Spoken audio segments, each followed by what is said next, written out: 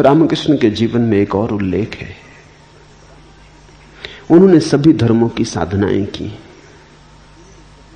वो अकेले व्यक्ति थे मनुष्य जाति के इतिहास में जिसने सभी धर्मों के मार्ग से सत्य तक जाने की चेष्टा की। साधारणतः व्यक्ति पहुंच जाता है एक मार्ग से, फिर कौन फिक्र करता है दूसरे मार्गों की। तुम पहाड़ की चोटी पर पहुंच गए, फिर दूसरी पगडंडियां भी लाती हैं या नहीं लाती हैं, कौन फिक्र करता है। पहुंच ही गए, जो पगडंडी ले आई, बाकी लाती हो न लाती हो प्रयोजन किसे। लेकिन रामकृष्ण बार बार पहाड़ की चोटी पर पहुंचे, फिर नीचे उतर आए, फिर दूसरे मार्ग से चढ़े, फिर तीसरे मार्ग से चढ़े। वे पहले व्यक्ति हैं जिन्होंने सभी धर्मों की साधना की और सभी धर्मों से उसी शिखर को पा लिया। समन्वय की बात बहुतों ने की थी, रामकृष्ण ने पहली दफे समन्वय का विज्ञान निर्मित किया। बहुत लोगों ने कहा था सभी धर्म सच हैं, लेकिन वो बात की बात थी। रामकृष्ण ने उसे तथ्य बनाया, उसे अनुभव का बल दिया, अपने जीवन से प्रमाणित किया। जब वो इस्लाम की साधना करते थे तो वो ठीक मुसलमान फकीर हो गए। वो भूल गए रामकृष्ण, अल्लाहू अल्लाहू की आवाज लगाने लगे, कुरान की आयतें सुनने लगे। एक मस्जिद के द्वार पर ही पड़े रहते थे, मंदिर के पास से निकल जाते, आंख भी ना उठाते, नमस्कार तो दूर रही। भूल गए काली को। बंगाल में एक संप्रदाय है, सखी संप्रदाय। जब रामकृष्ण सखी संप्रदाय की साधना करते, सखी संप्रदाय की मान्यता है कि परमेश्वर ही पुरुष है, बाकी सब स्त्रियां हैं। परमेश्वर कृष्ण है, बाकी सब उसकी सखियां हैं। तो सखी संप्रदाय का पुरुष भी अपने को स्त्री ही मान के चलता है। लेकिन जो घटना रामकृष्ण के जीवन में घटी वो किसी सखी संप्रदाय की मान्यता वाले व्यक्ति को कभी नहीं घटी थी। पुरुष मान ले अपने को ऊपर ऊपर से स्त्री हूं, भीतर तो पुरुष ही बना रहता है, जानता तो है कि मैं पुरुष ही हूं। तो सखी संप्रदाय के लोग कृष्ण की मूर्ति को लेकर रात बिस्तर पे सो जाते, वही पति है। लेकिन इससे क्या फर्क पड़ता है। लेकिन जब रामकृष्ण ने साधना की तो अभूतपूर्व घटना घटी। बड़े बड़े वैज्ञानिकों को भी चकित कर दे ऐसी घटना घटी। 6 महीने तक उन्होंने सखी संप्रदाय की साधना की। 3 महीने के बाद उनके स्तन उभर आए, उनकी आवाज बदल गई, वो स्त्रियों जैसे चलने लगे, स्त्रियों जैसी उनकी मधुर वाणी हो गई। स्तन उभर आए, स्त्रियों जैसे स्तन हो गए, शरीर का पुरुष ढांचा बदलने लगा। मगर इतना भी संभव है क्योंकि स्तन होते तो पुरुष को भी हैं, अविकसित होते, स्त्री के विकसित होते। तो हो सकता है अविकसित स्तन विकसित हो गए हों, बीज तो है ही। यहां तक कोई बहुत बड़ी घटना नहीं घटी। बहुत पुरुषों को स्तन बढ़ जाते, ये कोई बहुत आश्चर्यजनक बात नहीं।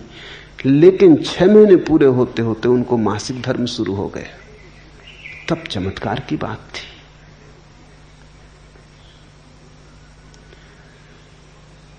मासिक धर्म का शुरू हो जाना तो शरीर के पूरे शास्त्र के प्रतिकूल है। ऐसा तो कभी किसी पुरुष को न हुआ था। ये 6 महीने में क्या हुआ? एक मान्यता कि मैं स्त्री हूं, ये मान्यता इतनी प्रगाढ़ता से की गई, ये भाव इतने गहरे तक गुंजाया गया, ये रोए रोए में और कण कण में शरीर के गूंजने लगा कि मैं स्त्री हूं। इसका विपरीत भाव ना रहा, पुरुष की बात ही भूल गई। तो घटना घट गई। अष्टावक्र कह रहे हैं, हम देह नहीं हैं, हमने माना तो हम देह हो गए। हमने जो मान लिया हम वही हो गए। संसार हमारी मान्यता है और मान्यता छोड़ दी तो हम तत्क्षण रूपांतरित हो सकते हैं। छोड़ने के लिए किसी यथार्थ को बदलना नहीं है, सिर्फ एक धारणा को छोड़ देना है।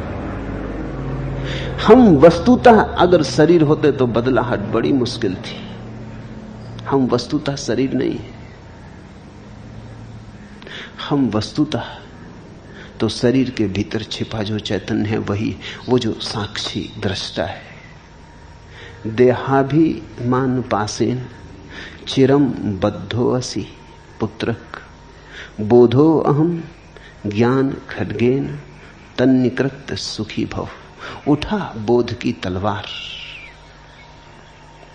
मैं बोध रूप हूं, उठा ऐसे भाव की तलवार और काट डाल इस धारणा को कि मैं देव, फिर तू सुखी है। सारे दुख देह के, जन्म है, बीमारी है, बुढ़ापा है, मृत्यु है, सभी देह के। देह के साथ तादात्म्य है तो देह की सारी पीड़ाओं के साथ भी तादात्म्य है। जब देह जराजीर्ण होती है तो हम सोचते हैं मैं जराजीर्ण हो गया। जब देह बीमार होती है तो हम सोचते हैं मैं बीमार हो गया। जब देह मरण के निकट पहुंचती तो हम घबराते हैं कि मैं मरा। मान्यता, सिर्फ मान्यता। मैंने सुना है मुल्ला नसरुद्दीन एक रात सोया अपनी पत्नी के साथ। तब तक उसे कोई बेटा बेटी ना हुए थे और पत्नी को बड़ी आतुरता थी कि कोई बच्चा हो जाए। सोने ही जा रहे थे कि पत्नी ने कहा कि सुनो तो, अगर हमारे घर बेटा हो जाए तो सुलाएंगे कहां, क्योंकि एक ही बिस्तर है। तो मुल्ला थोड़ा किनारे सरक गया। उसने कहा यहां बीच में सुला लेंगे। और पत्नी ने कहा अगर दूसरा और हो जाए। तो मुल्ला थोड़ा और सरक गया। उसने कहा उसको भी यहीं सुला लेंगे। कंजूस आदमी। पत्नी ने कहा अगर तीसरा हो जाए। तो मुल्ला और सरका, कहने ही जा रहा था कि यहां सुला लेंगे कि धड़ाम से नीचे गिरा, उसकी टांग टूट गई। पड़ोस के लोग इकट्ठे हो गए शोरगुल सुन के। वो चिल्लाया, रोने लगा। पड़ोस के लोगों ने पूछा क्या हुआ। उसने कहा जो बेटा अभी हुआ ही नहीं उसने टांग तोड़ दी। और जब मिथ्या बेटा इतना नुकसान कर सकता है तो सच्चे बेटे का क्या कहना। क्षमा मांगता हूं, बेटा बेटा चाहिए ही नहीं, इतना अनुभव बहुत है। कभी कभी क्या अक्सर हम ऐसे ही जीते,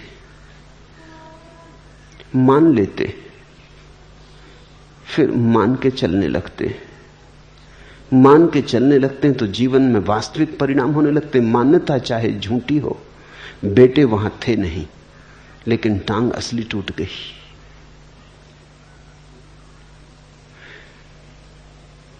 झूठ का भी परिणाम सच हो सकता है। अगर झूठ भी प्रगाढ़ता से मान लिया जाए तो उसके परिणाम यथार्थ में घटित होने लगते।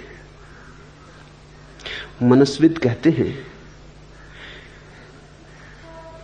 कि इस जगत में जितनी भिन्नताएं दिखाई पड़ती हैं, ये भिन्नताएं यथार्थ की कम है, मान्यता की ज्यादा है। एक मनोवैज्ञानिक हार्वर्ड विश्वविद्यालय में प्रयोग कर रहा था। वो एक बड़ी बोतल ठीक से बंद की हुई, सब तरह से पैक की हुई लेके कमरे में आया अपनी क्लास में। कोई 50 विद्यार्थी। उसने वो बोतल टेबल पर रखी और उसने विद्यार्थियों को कहा कि इस बोतल में अमोनिया गैस है। मैं एक प्रयोग करना चाहता हूं कि अमोनिया गैस का जैसे ही मैं ढक्कन खोलूंगा तो उस गैस की सुगंध कितना समय लेती है पहुंचने में लोगों तक। तो जिसके पास पहुंचने लगे सुगंध वो हाथ ऊपर उठा दे। जैसी सुगंध की उसे पता चले हाथ ऊपर उठा दे। तो मैं जानना चाहता हूं कि कितने सेकंड लगते हैं कमरे के आखिरी पंक्ति तक पहुंचने में। विद्यार्थी सजग होकर बैठ गए। उसने बोतल खोली। बोतल खोलते ही उसने जल्दी से अपनी नाक पर रुमाल रख लिया। Ammonia gas. पीछे हट के खड़ा हो गया। 2 सेकंड नहीं बीते होंगे कि पहली पंक्ति में एक आदमी ने हाथ उठाया, फिर दूसरे ने, फिर तीसरे ने, फिर दूसरी पंक्ति में हाथ उठे, फिर तीसरी पंक्ति में। 15 सेकंड में पूरी क्लास में अमोनिया गैस पहुंच गई और अमोनिया गैस उस बोतल में थी ही नहीं, वो खाली बोतल थी। धारणा तो परिणाम हो जाता है। मान लिया तो हो गया। जब उसने कहा अमोनिया गैस इसमें है ही नहीं, तब भी विद्यार्थियों ने कहा कि हो या ना हो, हमें गंध आई।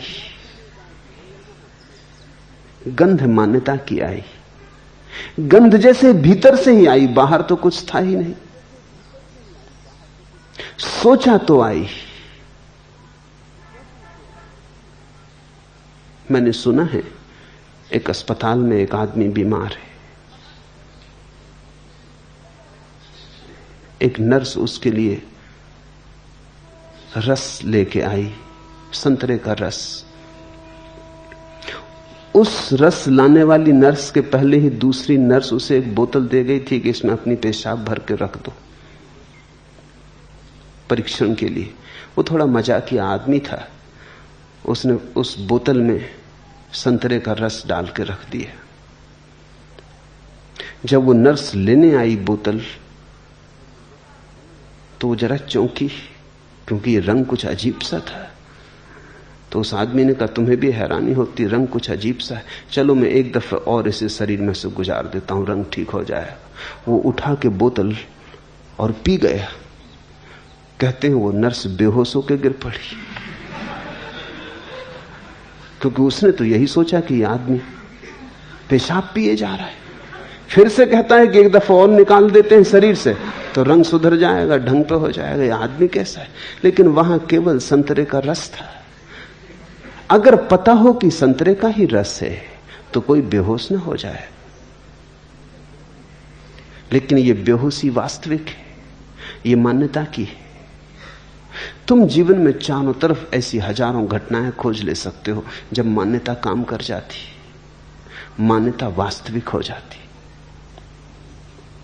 मैं शरीर हूं, ये जन्मों जन्मों से मानी हुई बात है। मान ली तो हम शरीर हो गए, मान ली तो हम क्षुद्र हो गए, मान ली तो हम सीमित हो गए। अष्टावक्र का मौलिक आधार यही है कि यह आत्मसम्मोहन है, ऑटो हिप्नोसिस है।